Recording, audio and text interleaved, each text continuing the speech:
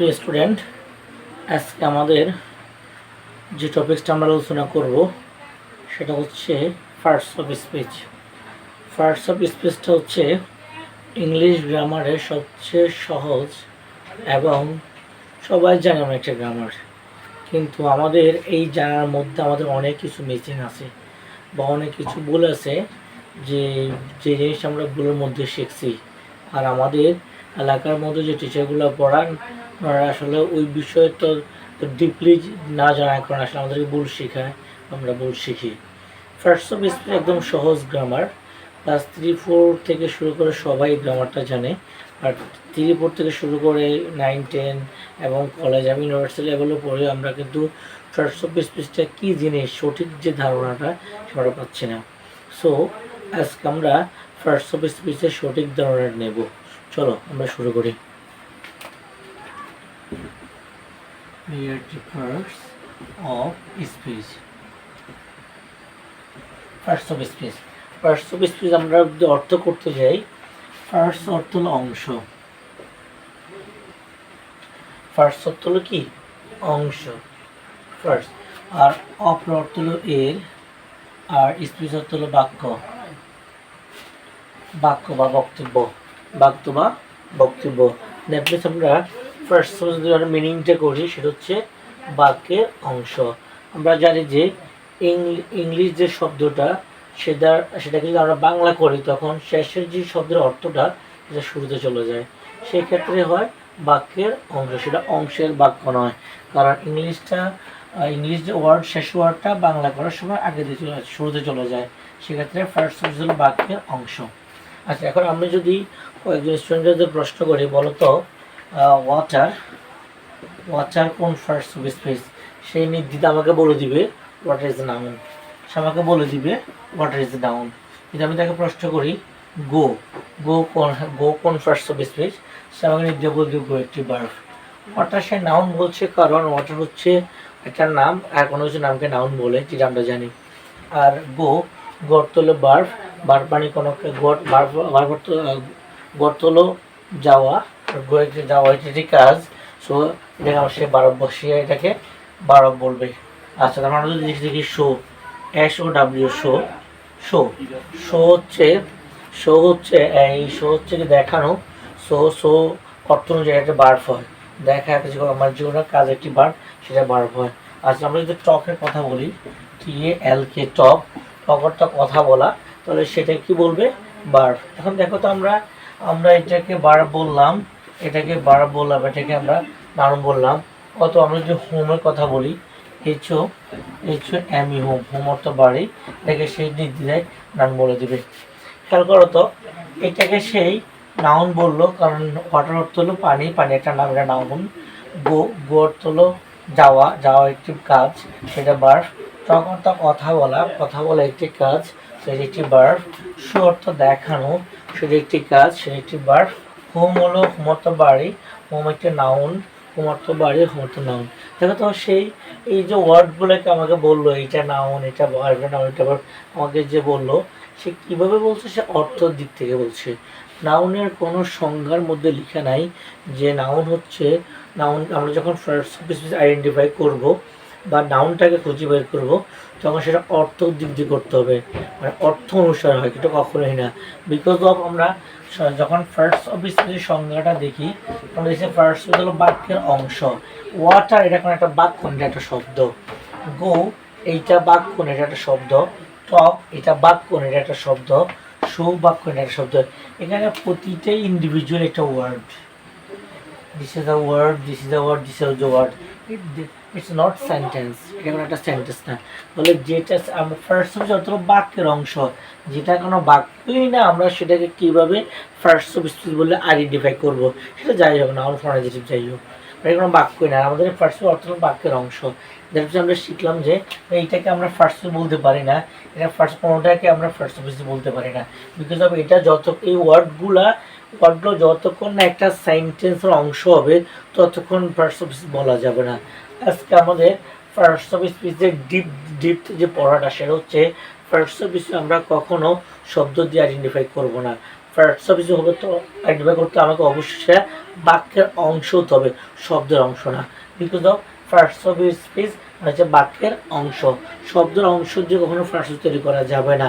যদি যায় তাহলে কি হবে, এই ওয়ার্ডগুলো যখন আমরা সেন্টেন্সে ব্যবহার করব তখন আমরা দেখবো এই ওয়াটারটা নাউন না, ওয়াটার যেমন নাউন বলছে নাউনটা থাকবে না, গোটাকে যে বার বলছে বারটা থাকবে না, টকটাকে যে বার বলছে বারবার থাকবে না। বিকজ তাহলে আমরা যখন এটাকে সেন্টেন্সে আইডেন্টিফাই করতে যাব তখন সেটা আমরা আগে ভুল করবো। তাই আমাদের উচিত হলো বা আমাদের মূল শিক্ষার বিষয় হলো, আজকের টপিক্সের আলোচনা মূল শিক্ষার বিষয় হলো, মূল শিক্ষার বিষয় হলো ফার্স্ট অফ স্পিচ কখনো, ফার্স্ট অফ স্পিচ কখনো শব্দ থেকে না, অবশ্য সেন্টেন্স বা বাক্য থেকে নির্ণয় করতে হয়। ফার্স্ট অফ স্পিচ সবসময় আমরা কী থেকে নির্ণয় করবো, বাক্য থেকে, কি থেকে না, শব্দ থেকে না। এই জিনিসটা আমরা ভুল শিখে আসছি। আমরা স্টুডেন্টকে বলি কি, বলো এখানে 5টা বা ওয়ার্ড দিচ্ছি, বলো কোন ফার্স্ট অফ স্পিচ, কারণ সে ওয়ার্ড থেকে ফার্স্ট নির্ণয় করে। কিন্তু প্রকৃত শিক্ষাটা হচ্ছে ওয়ার্ড থেকে ফার্স্ট নির্ণয় করা যায় না। গেলে যে ভুলগুলো হয় একটু পরে আমরা সেন্টেন্সের মাধ্যমে সে ভুলগুলো দেখব। চলো আমরা এবারে সেন্টেন্স উদাহরণের মধ্যে যাই।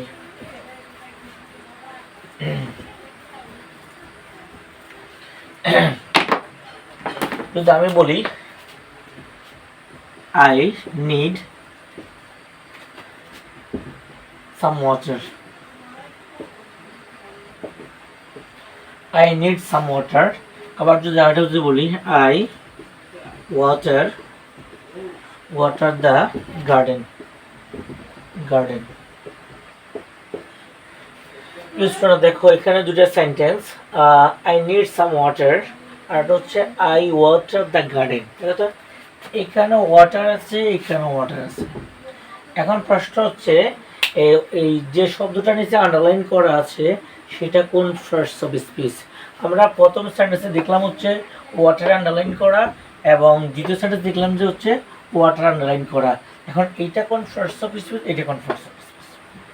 এখন যদি আমাদের টেন্ডেন্সি যদি এমন হয়, আমরা ওয়াটার মানে হচ্ছে নাউন, ওয়াটার মানে নাম না মানে নাউন, তাহলে এটা অবভিয়াসলি নাউন হবে, ইভেন এটা অবভিয়াসলি নাউন হবে। এখন কি দুইটাই কি নাউন, দুইটা কি নাউন হবে? আর নাউন কি আমরা কি নাম দিয়ে অর্থ দিয়ে চিন্তা করব? Absolutely not. সেটা কখনোই দুইটা নাউন হতে পারে না। বিকজ অফ এইটা নাউন, এইটা হচ্ছে ভার্ব, এটা নাউন, এটা হচ্ছে ভার্ব।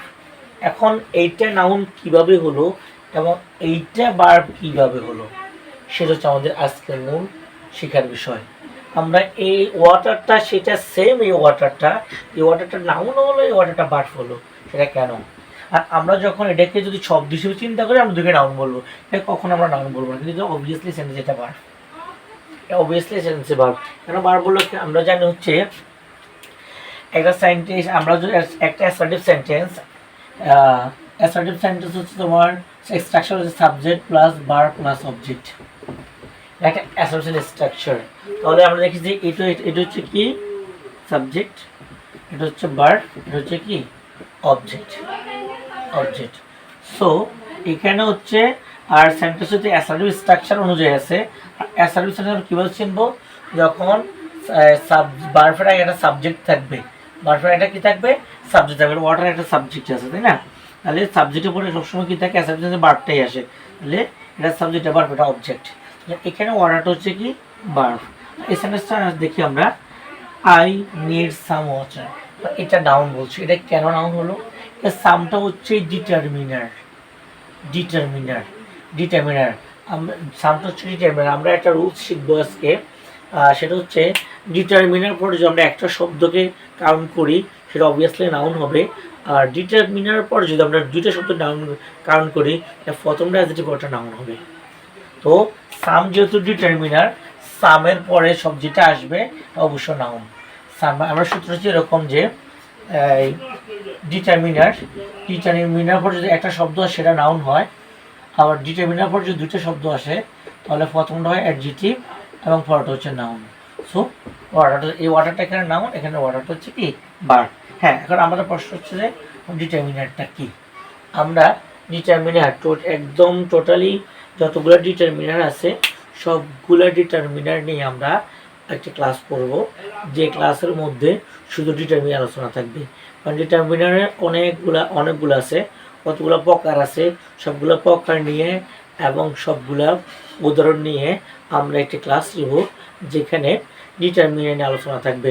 জীবনে কখনো যেমন ডিটারমিনারকে ভুল না করে। তাহলে স্টুডেন্টরা দেখো, আজকে তাহলে আমাদের কি শিখলাম, আমরা যখন পার্টস অফ স্পিচ আইডেন্টিফাই করব বা পার্টস অফ স্পিচ সেন্টেন্সে বের করতে হবে, অবশ্যই সেটা হতে হবে কি থেকে, সেন্টেন্স থেকে, কখনো শব্দ থেকে না। যদি শব্দ থেকে নির্ণয় করি তাহলে আমরা যখন বাক্যে যাবো এই ভুলটা করব। আর আমাদের একাডেমিক যে বিষয়টা, আমরা যখন মানে অ্যাডমিশন পরীক্ষা দিতে যাই, হতে পারে ইন্টারমিডিয়েট কলেজ অ্যাডমিশন, হতে পারে ইউনিভার্সিটি অ্যাডমিশন, যে অ্যাডমিশন বা ওটা জব পরীক্ষা, জবের যে এক্সামগুলো দিতে যায়, সেখন আমরা এই বিষয়গুলোকে ভুল করব। কারণ ফার্স্ট অফ স্পিচ শব্দ দিয়ে কখনো আইডেন্টিফাই করা যাবে না। অবভিয়াসলি সেটা বাক্য থেকে এবং অবস্থান দেখে। আমরা বুঝলাম যে ফার্স্ট অফ স্পিচ আমরা আইডেন্টিফাই করব বাক্য থেকে অবস্থান দেখে, সেটাকে আইডেন্টিফাই করব। আমরা তাহলে আমরা আজকে ফার্স্ট অফ স্পিচ দেখলাম কীভাবে আইডেন্টিফাই করব। আমরা আরও কিছু উদাহরণ দেখাচ্ছি। এখন আমরা এগুলো শেষ করে আমরা আরও কিছু উদাহরণ দেখব।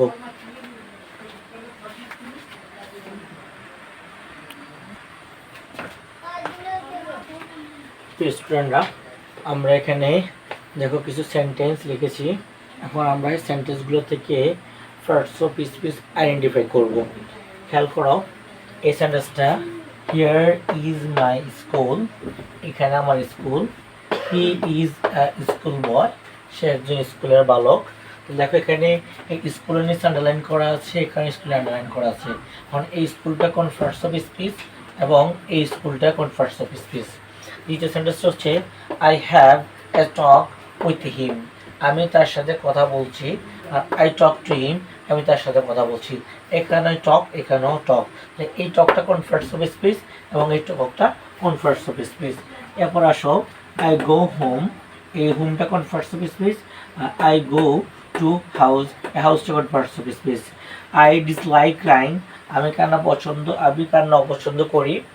I saw a crying baby, আমি একটি কান্নারত বাচ্চাকে দেখেছি। এখানে আমাদের বিষয় হচ্ছে যে আমরা অর্থ দিয়ে চিন্তা করি।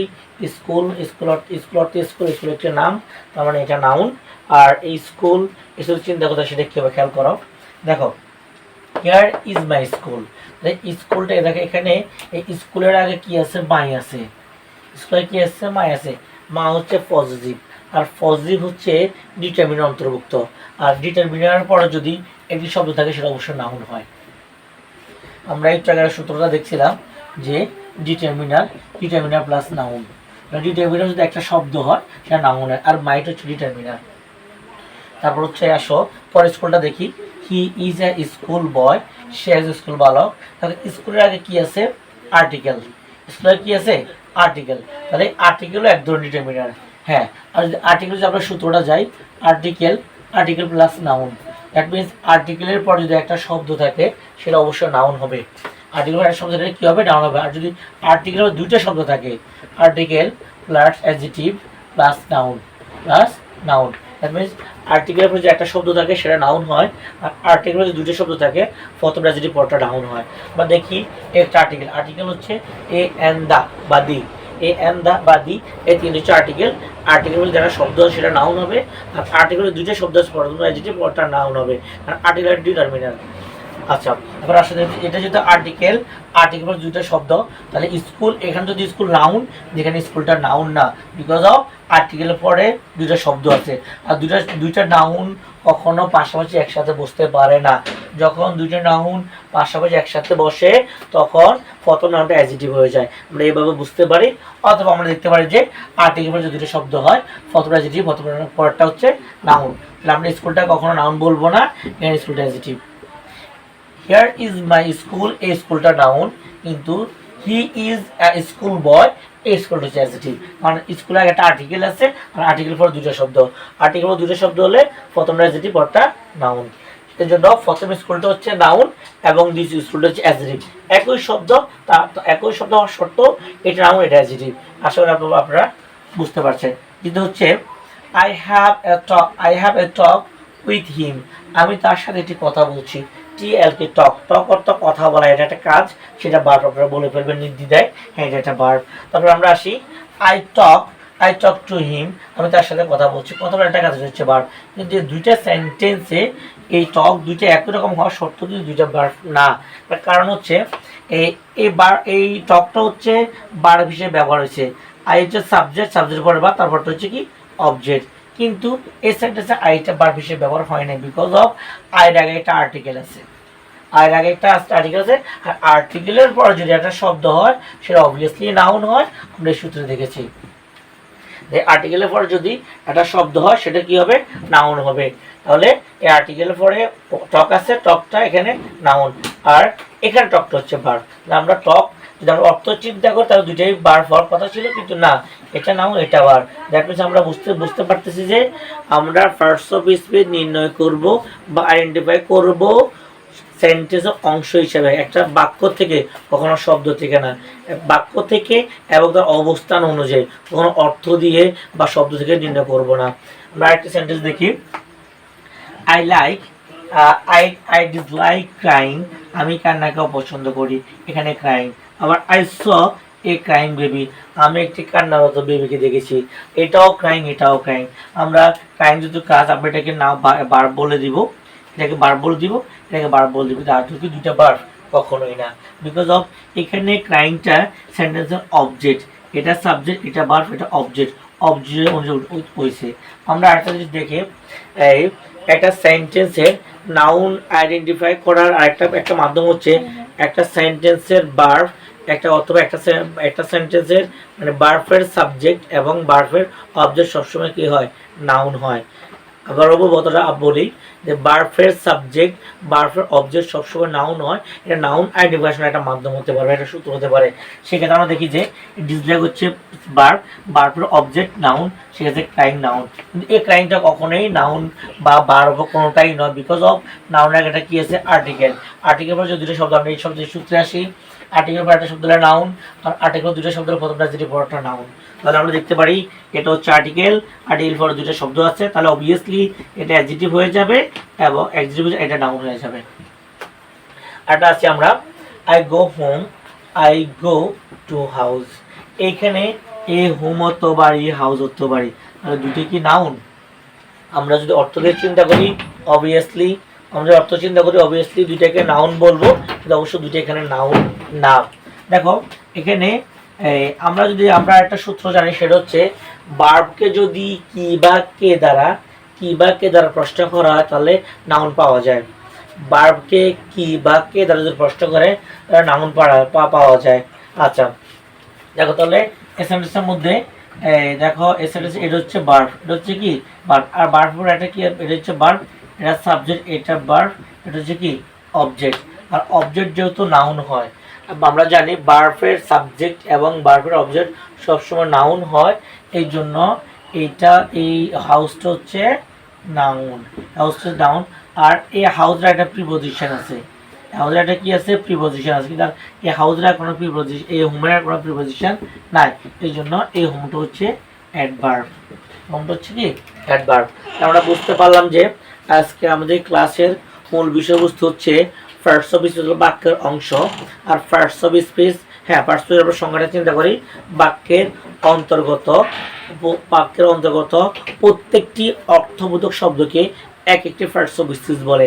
আমরা যদি ফার্স্ট অর্থ যাই বাক্যের অংশ হয়, সংজ্ঞা যদি যাই বাক্যের অন্তর্গত। দ্যাট মিনস আমরা ফার্স্ট অফ যেখান থেকে নির্ণয় করি, আমাকে অবভিয়াসলি সেটা বাক্য থেকে নির্ণয় করতে হবে, আর বাক্য যদি নির্ণয় না করে যদি শব্দ থেকে নির্ণয় করি আমরা কি ভুলগুলো করব, আমরা একটু আগে বিষয়গুলো আলোচনা করছি। তাহলে আমাদের মূল কথা হচ্ছে আমরা ফার্স্ট অফ নির্ণয় করব বাক্য থেকে অবস্থান দিয়ে।